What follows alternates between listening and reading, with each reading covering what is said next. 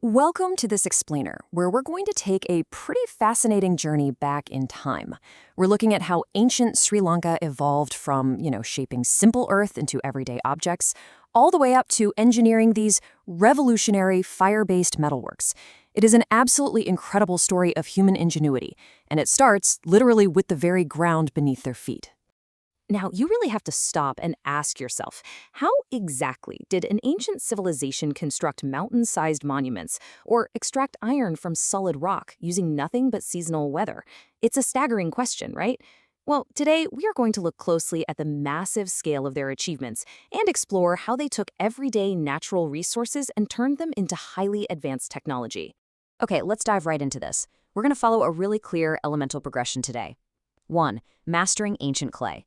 2. Building the giant stupas. 3. Roofing the ancient world. 4. Abhagiri's golden treasures. And 5. Wind-powered iron furnaces. Section 1. Mastering ancient clay, from earth to everyday life. Every monumental civilization has to start somewhere, right?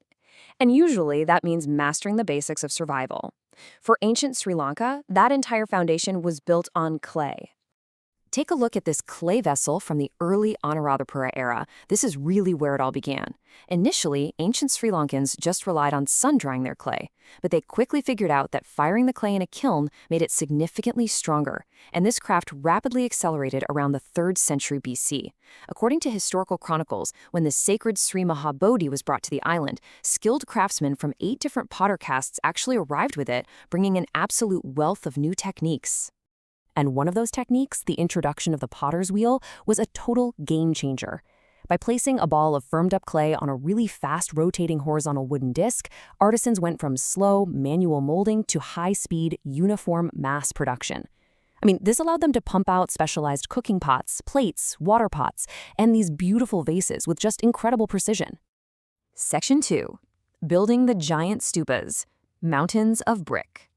So once they had clay figured out, they scaled up their ambitions massively to build some of the largest structures the ancient world had ever seen.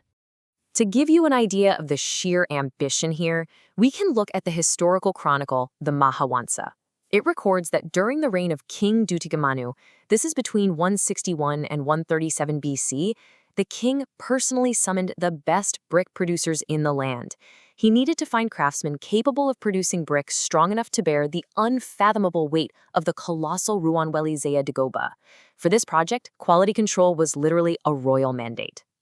Now, what's really interesting here is the sheer visual contrast between an authentic brick from the ancient Anuradhapura era and a standard modern brick. The size difference hits you right away, but it's actually the physical properties of that ancient brick that make it such an engineering marvel. So beyond just being massive, these ancient bricks were practically super materials. Their water absorption rate was incredibly low, and they were scientifically engineered to bear immense structural pressure. This superior strength is exactly what allowed these ancient builders to construct mountain-like stupas, like the Jetawana and the Abhagiri, without the whole thing just collapsing under its own massive weight. And get this, here is a phenomenal detail that truly puts their achievements into perspective. Fast forward to 1990, when modern conservators were trying to restore the Jetawana stupa. They literally could not find commercially available modern bricks strong enough for the job. Our modern standard manufacturing just couldn't match the ancient standards. There was no way around it, so they actually had to build a special, ancient-style kiln in the village of Galkadavala just to produce bricks with the required durability. How wild is that? Section 3. Roofing the ancient world, protecting the palaces. So how did they protect all these massive religious structures and royal palaces from the heavy tropical rains? Well, that brings us to their final masterclass in clay. The ancient skilled artisans who dedicated themselves to this specific craft were known as the Ulu Vadua. These tile makers used a really rigorous multi-step process. They had to select a very specific type of clay, firm it up, press it into precise molds, dry the tiles, and finally fire them. Now, while everyday people probably had much simpler roofs, the big religious buildings, public halls, and the king's palaces relied entirely on the Ulu Vadua for permanent weatherproof protection. Section 4. Abhayagiri's golden treasures, masters of fire and metal. Moving from the 3rd century BC onward, driven by rapid urbanization and just massive agricultural expansion, ancient Sri Lanka shifted its focus. They moved from mastering earth to mastering fire. We're entering the era of advanced metal technology.